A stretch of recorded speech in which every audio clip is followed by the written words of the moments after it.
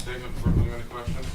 It was an outstanding atmosphere. I thought our guys did a great job leading into this game. I thought their level of focus was excellent. We shot the ball well in practice. But again, there's a reason why Kansas is top 10 in the country. There's a reason why Bill Self is a Hall of Fame coach. I thought we showed and displayed different things throughout the game where we almost had runs going, but somehow, some way, whether a missed free throw or a turnover, it sort of took the wind out of the sail. Our crowd was outstanding throughout the game. Again, we just didn't give them more reason when they were right there on the edge of their seat. And I thought that second half run, I think we went on an 11-2 run and cut it. You could clearly hear the excitement. But again, timeout, top 10 team in America regroups. We didn't execute how we needed to execute, whether it was easy shots, wide open shots, etc. But I credit Kansas. They had a great victory tonight. Coach, first time talking to the team, obviously, after a loss this season, what was one of the immediate things you told them in the locker room?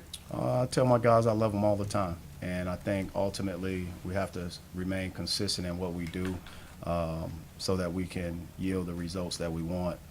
There's no doubt about it. These guys want to go back out there as they are competitors, no different than me.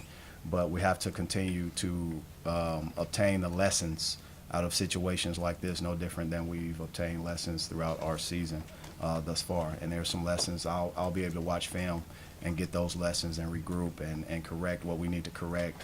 But also understand I'm still proud of my guys. I'm proud of what they and who they are, what they're about. It just wasn't our night. And, unfortunately, the outcome is the outcome. But, again, I credit our fans. They were definitely out, and it was a beautiful sight to see in Mizzou Arena. Nick and Noah both, early on, was the start, did that have anything to do with the atmosphere and maybe being too high, or was that just not executing at the beginning the way you wanted to? I would just say we just didn't execute how we planned. We knew coming into the game the crowd was going to be big time. But things just didn't go our way today. Dennis, you mentioned trying to learn from this game, but what are some things that kind of popped out before you pop in the film? Well, ultimately, looking at the stat sheet and obviously being on the sideline of the game, we did not execute in the paint at all. And I thought we suffered, whether it was being discouraged, not coming away with foul shots, not executing on the line at the level that I wanted us to do, but also their field goal percentage defense or offense was too high. The first half they scored, I think opened the game 11 straight baskets, but ultimately shooting 60%. That's going to put you behind, especially if you're not shooting 60% as well, or getting to the foul line and cutting the clock. So that first half was a little bit rough, but I did think our guys was focused. We talked about it in the locker room, but again, turnovers. As we came out of that locker room the first 3 minutes of the half, we turned the ball over. Ill-advised turnovers, self-turnovers. Those things I credit Kansas defense. There is no doubt about it. But also I look at our guys. I look at what we can do better, and we have to be better coming out of the half. And, Coach, you're growing your program, growing your team. You talked about playing defense. What are some things your team you hope to improve on defensively as you go on in the coming weeks and months? Well, I'll say this. They had probably two players. Let's say Jalen Wilson and Grady Dick. The first half, Grady Dick, right? Second half, it was Jalen Wilson. So we have to do a better job of balancing, which I thought we did one half, but not the full game with Grady Dick. I thought we did the same thing with Jalen Wilson. And he's definitely a first-team All-American. There's no doubt about it. And he allowed the game to come to him. And I thought we did a great job with him in the first half, and we just didn't do that in the second half as he ended the game with 24 points. Let's say he had, 4 or 5 in the first? in the first half. That's a big time jump for a guy like that, and it shows why they are who they are. And obviously, he is a first team All-American. Dennis, they had a big edge in the transition points. When Yeah. Did they take that away from you more so, or you guys just kind of get away from your strengths, creating those opportunities? Well, I look at it like this: they had 28 points off turnovers.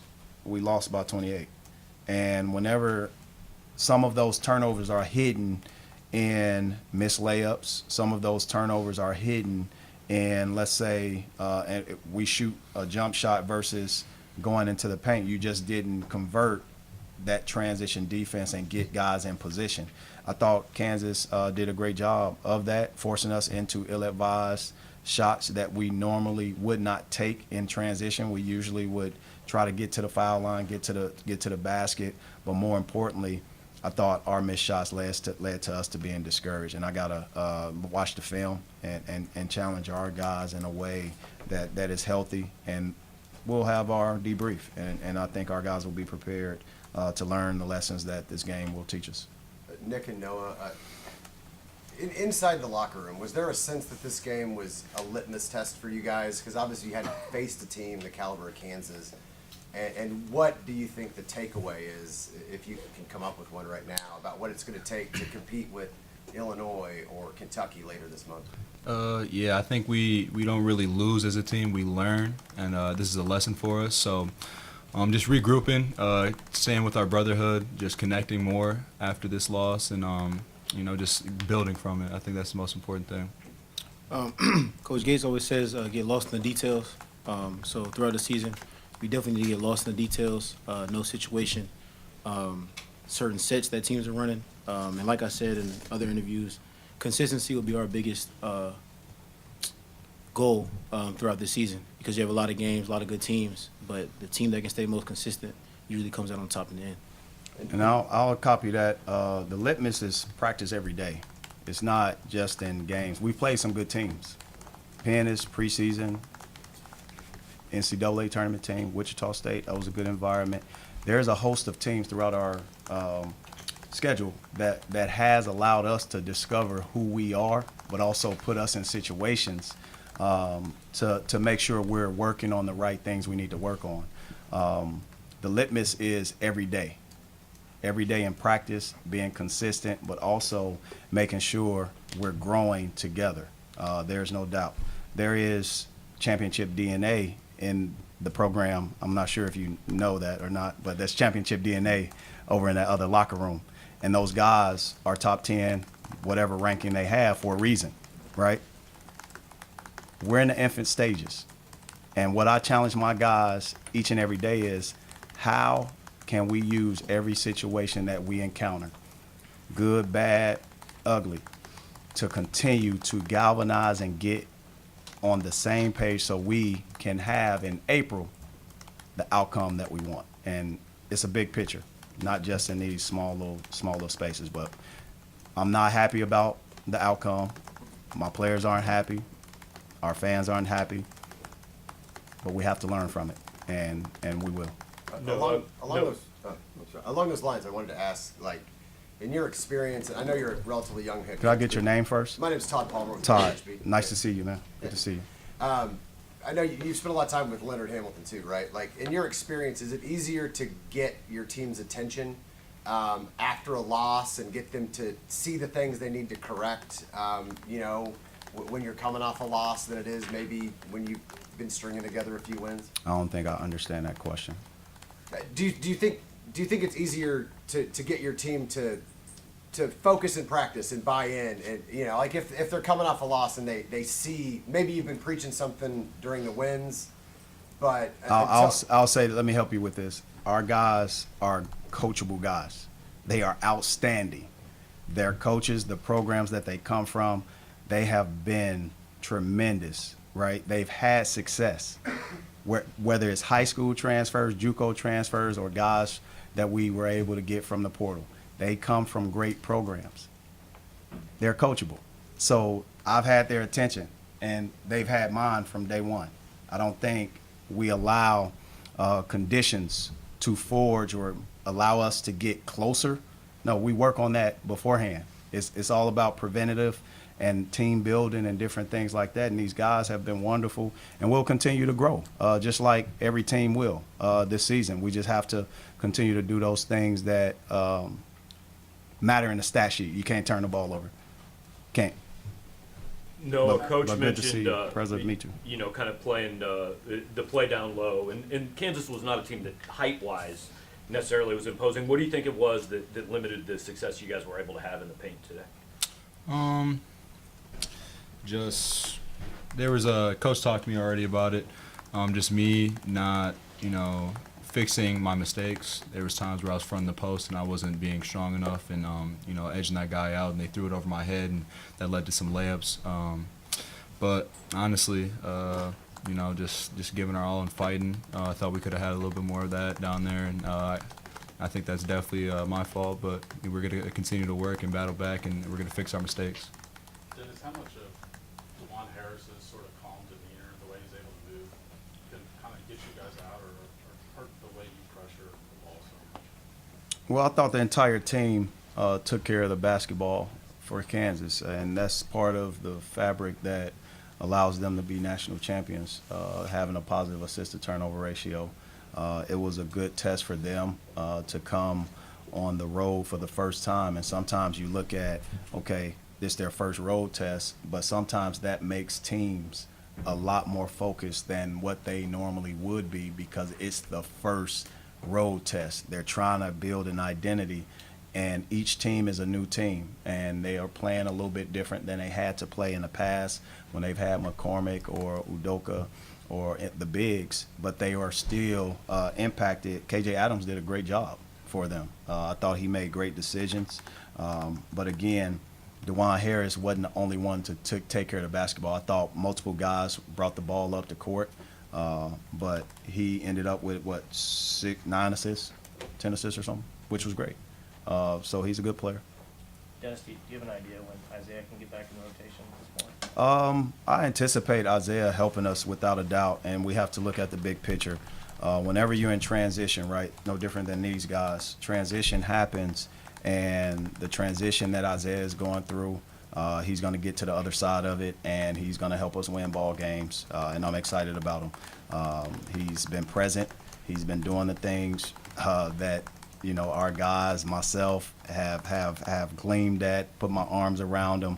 He is an unbelievable young man, but everyone's transition is different. And right now, he'll help us without a doubt. And I'm anticipating. I can't wait to have him out there to help us. Coach, I know it's not obviously the outcome like you said you wanted, but initial impressions, your first time in this rivalry. What are your initial impressions of this rivalry? It's a beautiful sight. I think this is what college athletics, college basketball is all about. This is what separates amateurism with professionalism. These games are generational games, right? You have family, friends, loved ones circling it on calendars, making plans to get back, get in front. It was the hottest ticket in the country. And I truly believe the atmosphere resembled that. Unfortunately, the outcome wasn't what I wanted to be, nor our players, nor our fans. But we have to regroup. We have to figure it out and get to the other side of it, which I know we will. I'll watch the film and break it down and kind of look at the different things out there. But there is energy in the building. Our fans showed out. They showed up. We just didn't give them enough. Final question.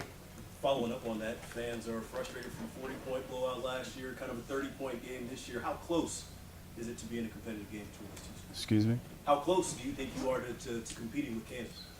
I don't understand the question. Can you kind of give it to me a little bit It different? was a 40-point game last year. It was a 30-point game this year. Like, what makes it closer? How can you get closer to making it more? Well, I'll have to watch the film and see, but there's traditionally, championship residue, national championship residue in the other locker room, and I respect that.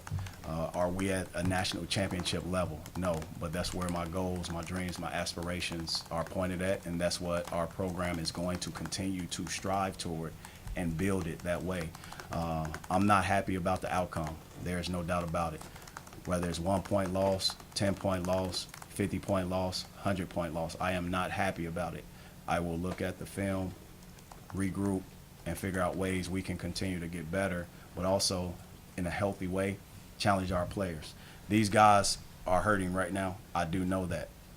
It's not Noah's fault. It's not Nick Honor's fault. It's our team's fault. And it starts with myself. And I have to continue to analyze. I have to continue to challenge. I have to continue to assess our program so that we can continue to head in the right direction. But there's no doubt about it. I'm excited about where we are. I'm not excited about today. Coach, what is your strategy to keep everybody fresh with a full week ahead of UCF on Saturday? You said, what's the strategy? To keep everybody's legs fresh, you played 2 games in 14 days. You have a full week ahead of UCF next Saturday. Yeah, we just have to continue to get better, watch film, strength and conditioning, get to practice, but also understand it's finals week and guys have academics to take care of and make sure that their mind is free when it comes down to executing and getting in that classroom and acing those finals that they need to ace. Our guys are doing a great job taking care of their bodies. Knock on wood, we're healthy. And I'm expecting our guys to regroup and be upperclassmen like they have been there throughout their careers. Just watching the film, I think, is the biggest thing, and then preparing for our next opponent. All right, thanks, guys. Thanks, MIZ.